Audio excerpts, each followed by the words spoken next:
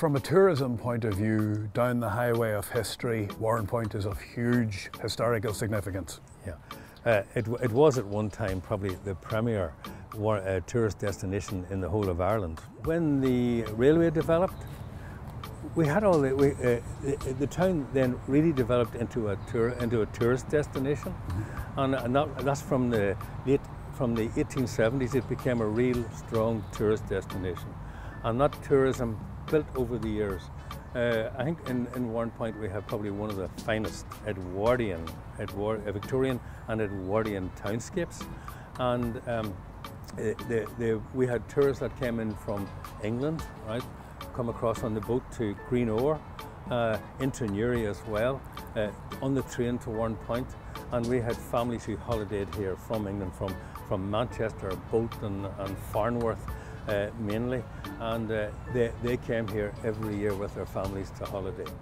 And as a result, they started to think, well, what can we do to bring back people to the town every year?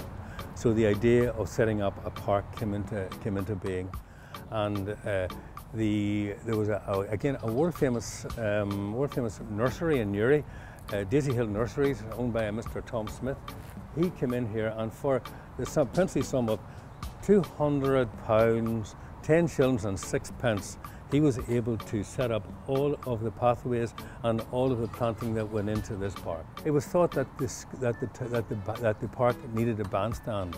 Probably for me, it is the jewel in the crown of the park, not just of Warrenpoint. It is the jewel in the crown of the park, and it was bought from McFarlane's in Glasgow, and set up here, and it became then the centre of all the entertainment that happened in Warrenpoint Park. The modern park we have now, it's sort of funny to think back to some of the archaic laws. Yes, the archaic laws. I was reading the bylaws of the park, and there were certain things that weren't allowed to be brought in. You couldn't bring your car into the park. I don't know how you'd get it through the gate, but that was one of them.